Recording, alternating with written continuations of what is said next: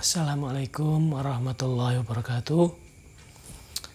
Selamat malam semuanya, sahabat BK Milenial, juga teman-teman kawan-kawan Kopi Sachet semua dimanapun Anda berada.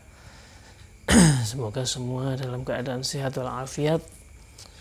Tadi pagi ada kejadian yang sangat viral di lingkungan rumah saya ya, di Jenggot, Jalan Pelita 3, tepatnya di depan Kelurahan Jenggot. Jadi itu memang tradisi di kampung kami, itu biasanya ada istilah udi-udian. Udi-udian itu membagikan uang kecil, uang receh itu kemudian ditaburkan begitu ya. Itu biasanya kalau ada anak nyukur, ya itu ya, ada bayi yang dicukur, itu kemudian ada tradisi udi-udian. Tapi tadi saya tidak tahu itu apa kegiatannya, udi-udian dalam rangka apa, yang jelas katanya selamatan. Dan nilainya fantastis. Kenapa kok sampai viral? Nilainya sampai 35 juta.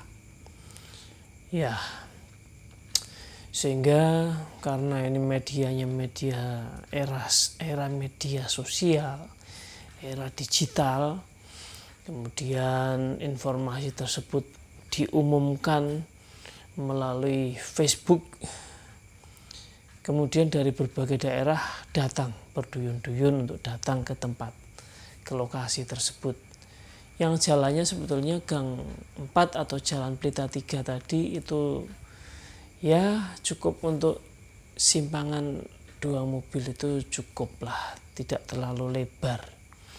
Apalagi rumah yang sohibul hajat itu, sohibul bednya itu, rumahnya itu tidak punya halaman.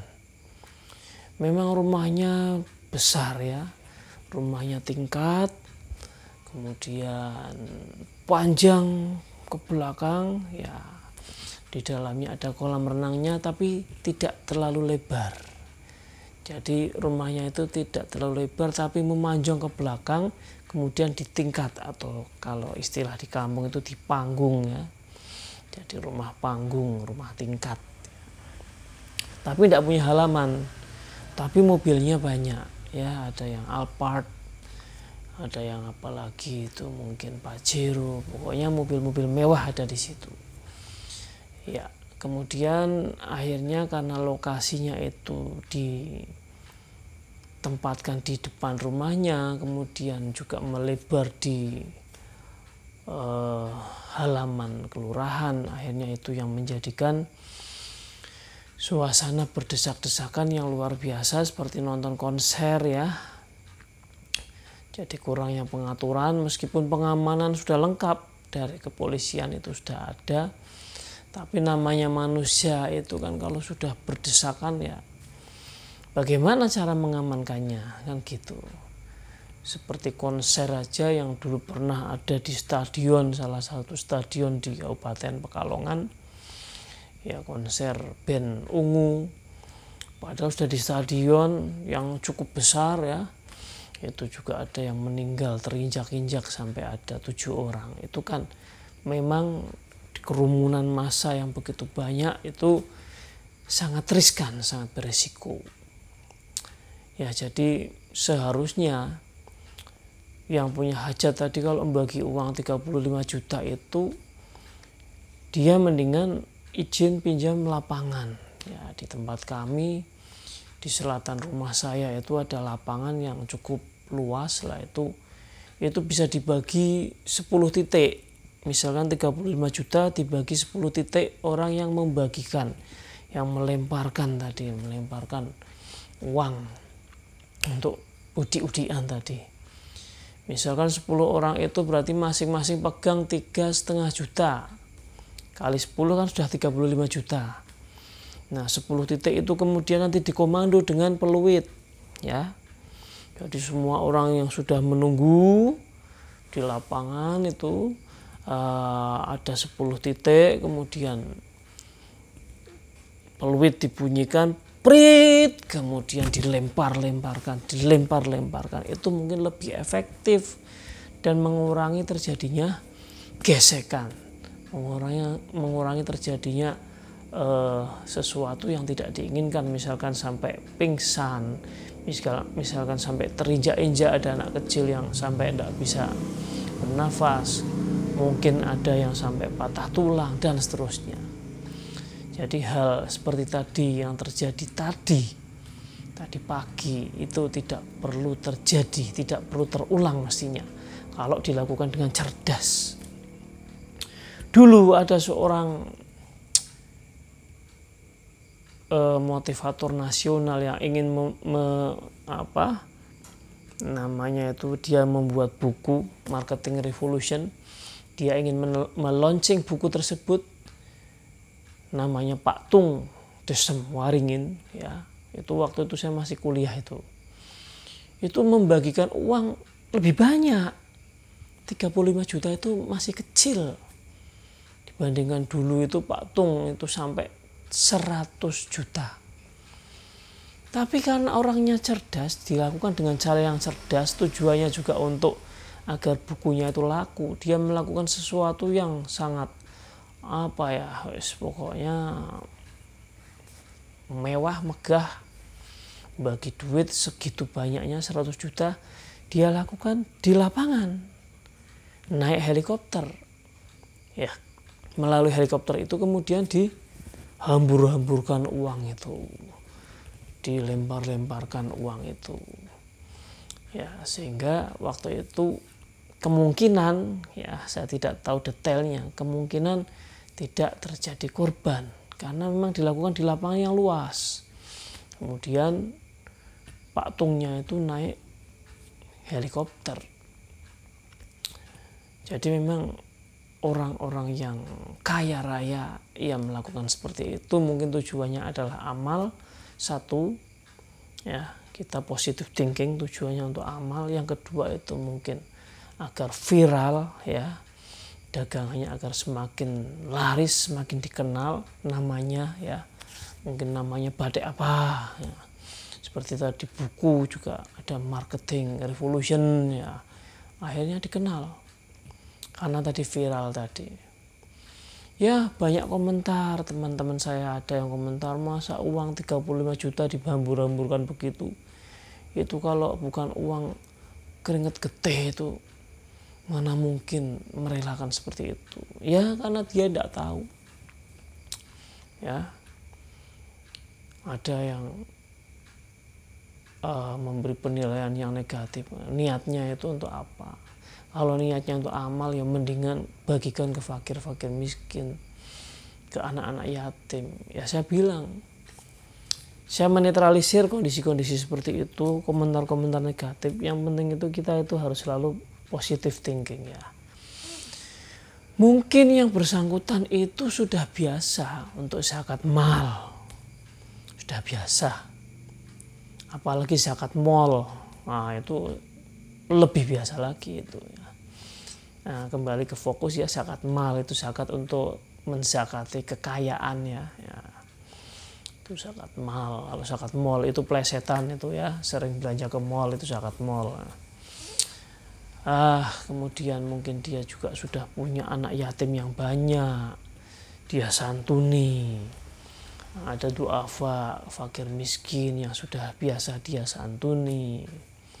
Selain itu juga dia investasikan ke banyak hal, misalkan beli tanah, beli rumah, ya.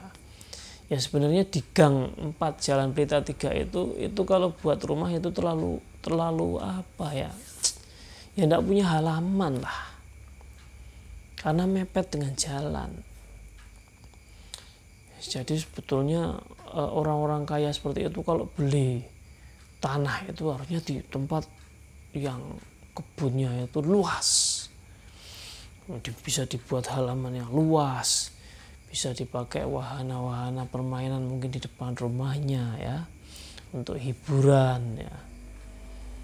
Mungkin juga di belakangnya bisa dibuat untuk peternakan, perikanan, ya, dan seterusnya. Itu juga ada yang melakukan seperti itu, ya. Jadi di desa kami, di desa Jenggot itu memang saat ini sedang banyak orang-orang yang kaya mendadak. Ya. Ada yang sampai beli rumah, beli tanah itu sampai miliaran ya. Termasuk salah satu saudara saya itu beli di rumahnya sebelahnya tadi yang punya hajat itu tanahnya saja hanya sedikit 1,6 M. Kalau saya mendingan saya belikan di daerah yang agak pegunungan sana, perkebunan duren ya, perkebunan sengon ya, itu bisa menghasilkan menjadi aset yang produktif. Dibuat rumah juga luas ya. Orang-orang zaman dulu, wah itu kan halamannya luas-luas. Sawahnya juga banyak. Nah, sawahnya banyak, luas-luas ya. Sekarang kenapa kok beli kok malahan yang sempit-sempit kemudian dibuat megah ya, yaitu hak asasi manusia sih ya bagi orang-orang kaya. Tapi cobalah lebih cerdas. Ada yang sampai membeli tempat luas dibuat stadion atau gor untuk bulu tangkis, untuk mengadakan kompetisi ya, karena memang hobinya olahraga, hobinya bulu tangkis. Ada juga di sini. Yang saya cukup kagum lagi, ada seorang anak, seorang ya sudah dewasa ya, usianya sekitar 21 sampai 22 tahun. Dia hanya seorang lulusan MTS, datang ke rumah saya naiknya mobil. Ya. Saya tanya, "Mbak, kok bisnisnya sukses sekali ya? Bisnis apa?" Ternyata online. Online di mana? Nah, di Shopee. Awalnya gimana kok bisa begitu? Nah, dia ternyata punya 2 mobil, sudah punya 2 mobil. Ya, masih muda, lulusannya juga bukan pendidikan tinggi seperti Anda, seperti kita ya. Di sini banyak, di Jenggot ini banyak yang seperti itu. Ya, kemudian dia cerita, awal mulanya hanya iseng bikin akun ya, dia jualan, dia kulaan dulu, kemudian dapat foto, dia jual di sebuah platform misalkan IG atau Facebook awalnya. Begitu ada yang beli satu, dia senang sekali, ada lagi terus begitu. Dia telaten, yang akhirnya ada banyak e-commerce ya, marketplace. Di situ ada Shopee, ada Tokped, ada Lazada dan lain-lain, banyak sekali. Dia pilih salah satu, dia coba peruntungan untuk ke Shopee tadi. Ternyata hasilnya meledak luar biasa. Meskipun dia tidak pernah bikin produk. Jadi zaman sekarang itu aneh ya, orang-orang yang berpikir konvensional itu kalau ada orang kaya mendadak begitu, biasanya negatif pemikirannya. Wah, iki bae. Lewat lewat pesugihan. Padahal dia tidak tahu pesugihannya itu orang zaman sekarang itu apa? HP, gadget. Ya, yang penting dia ada kuotanya. Yang penting dia bisa bermain gadget tadi untuk sesuatu yang produktif. Nah, dia jadi calo ya, dia jadi maklar. Tapi yang profesional, istilah sekarang dropship. Nah, dropshipper itu kan sebetulnya kan maklar, perantara. Dia tidak punya barang, dia hanya memamerkan foto-foto di dalam akunnya. Kemudian ketika ada yang pesan, ada yang order, dia ambilkan kepada orang yang punya barang, punya produk. Di tempat kami, karena kerajinan batik ya cukup banyak, ya dia bisa ambil di mana-mana. Ada juga yang titip begitu ya. Jadi sebetulnya itu hal yang di zaman digital, di era digital ini sudah hal yang lumrah. Karena incumbent sudah tidak bisa lagi berkuasa. Maksudnya incumbent itu orang-orang yang dulunya itu kaya raya karena punya perusahaan batik yang besar. punya di Mangga 2 sana, punya di Tanah Abang sana toko ya, punya di Pasar Turi misalkan ya, yang semuanya ada yang beli, ada yang kontrak ya. Nah, tapi sekarang siapapun berhak karena pasarnya sudah online. Pasarnya sudah online. Lulusan SD banyak yang kaya raya tempat kami. Dulu mainnya sepak bola bareng saya, bal-balan bareng dengan saya. Sekarang kalau cerita dengan saya, Fred, saiki dodolan gampang, ora usah nggowo. Nah, ndak usah bawa katanya dagangan sekarang, itu cukup dari rumah, mainin HP saja, ada order dipaketkan, dari kurirnya juga mau datang ke rumah, kemudian dipaketkan dibawa, selesai. Klenting, rekening dulu diisi, ditransfer ya, di TF, baru barang dikirim gitu. Ya memang zamannya sudah begitu sekarang. Kalau saya ajari personal branding, bagaimana membuat sebuah akun untuk bisnis, akun untuk membranding diri Anda, tidak mau, tidak mau membuat, tidak mau mencoba, ya Anda akan kalah dengan anak-anak yang tadi lulusan SD, lulusan MTS, MI, yang gabut tapi punya handphone atau gadget, kemudian dia mencoba untuk menawarkan sesuatu di marketplace ya, apapun berusaha dia jual, kemudian ada yang nyantel cocok, kemudian ada repeat order, dan seterusnya itu bisa memungkinkan dia kemudian menjadi seorang yang kaya raya. Para incumbent banyak yang jatuh, yang tidak bisa beradaptasi. Ya di tempat kami ada yang tadinya kaya raya, kemudian sekarang drop karena apa? Mangga 2-nya udah tutup, Tanah Abangnya udah tutup. Ya sekarang Matahari aja kan ada yang tutup, ganti dengan sistem online, Matahari Mall. Ya. Di tempat kami di Kota Pekalongan ada dulu Pasaraya Sri Ratu. Wah, megah zaman saya kecil itu. Sekarang sudah bangunannya besar, tinggi, kosong, tidak dipakai. Ya, kadang-kadang dipakai kalau mau lebaran itu. Ya. Jadi sistem-sistem konvensional sekarang sudah mulai ditinggalkan. Meskipun saya yakin untuk sistem online pun suatu saat akan mencapai titik kejenuhan. Konsumen akan jenuh karena dengan melihat barang yang kelihatannya bagus, setelah dikirim kainnya ternyata kain mikro, kain yang tipis, tidak seperti kain yang saya pakai ini kain primis ya, yang sampai ekspor ke India, produk dari sebuah pabrik PMA milik Jepang ya. Jadi lokasinya di dekat sini tapi yang punya orang Jepang. Nah, nggak usah tak sebutin lah pabriknya ya, karena itu cukup menyakitkan.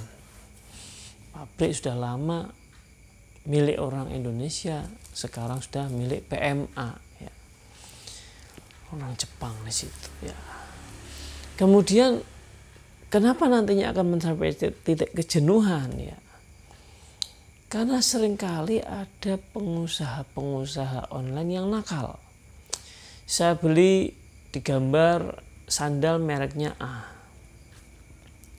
Yang pertama dulu datang tepat, mereknya A, dipakai enak, nyaman, asli ya, produk ori. Saya coba lagi pesan produk A lagi, merek A lagi, di toko yang berbeda.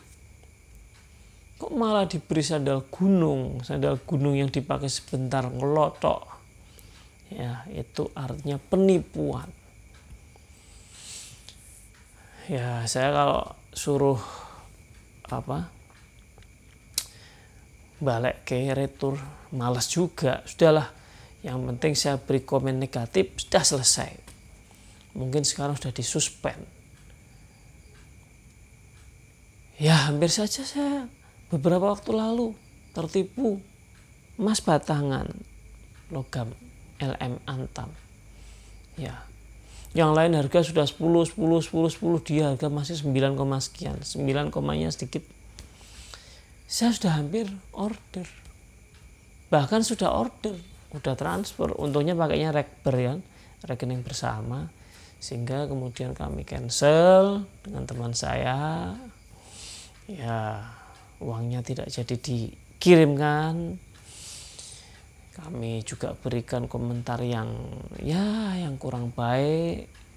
Mungkin mudah-mudahan perusahaan yang seperti itu sudah ditutup ya, toko-toko online yang seperti itu sudah tidak dipakai. Waktu itu dia lewatnya Tokped.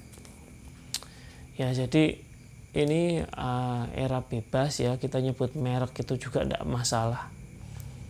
Karena ini sebuah pengalaman, tidak untuk menjatuhkan, hanya untuk sharing bahwa tadi ada yang berhasil berdagang lewat Shopee, ada yang nakal lewat Tokped, ya macam-macam. Teman saya lewat marketplace Facebook ketipu, udah transfer 500, dia mau beli sepeda, sepedanya tidak dikirim. Nah, jadi ini ya, di era digital ini semuanya memang harus bisa cerdas, baik membeli maupun berjualan. Ya, ini semua memang sudah era disrupsi istilahnya itu ya. Semua banyak yang terganggu. Semuanya, hampir di semua sektor, hampir di semua lini. Usaha saya pun juga banyak terganggu karena sekarang ulangan-ulangan, ujian-ujian sudah pakainya daring, sudah pakainya aplikasi, pakainya gadget, sudah tidak pakai kertas. Jadi jarang orang nyetak soal, orang nyetak lembar jawab sudah semakin jarang. Ya. Tapi sekolah-sekolah yang masih konvensional masih tetap ada ya. Jadi memang harus mudah beradaptasi. Ya, sebetulnya apa yang ingin saya sampaikan pada kesempatan kali ini tidak jauh-jauh lagi dari bagaimana kita bisa beradaptasi, khususnya bagi Anda generasi muda, generasi milenial, ya generasi di bawahnya juga ya, anak-anak SMA, anak-anak SMP itu harus melek digital, melek finansial ya, itu nanti selamat ya. Kalau seperti usia-usia seperti saya, usia-usia di atas saya ya. Kemudian para incumbent yang tadinya itu jaya itu harus merelakan merekrut anak-anak muda yang ahli di bidangnya, yang ahli di bidang digital. Nah, banyak juga anak-anak yang sekarang main TikTok ya, TikTok live, IG live, jualan barang, jualan baju, jualan jaket, jualan sepatu, ya, jualan tas, macam-macam.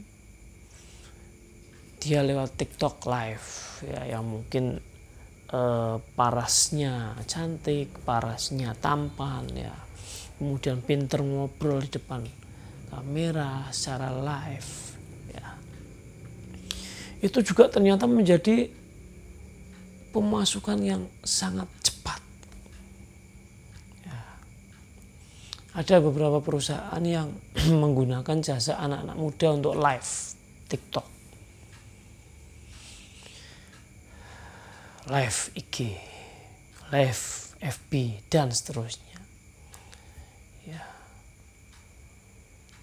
Jadi memang harus begitu, harus mengikuti perkembangan. Sekarang itu apa sih yang tidak bisa? Daun pisang ya, di depan rumah saya tuh masih banyak pohon pisang. Itu ternyata dijual di Tokped, Shopee, Lazada. Daun pisang, bayangkan, tinggal metik aja di depan itu.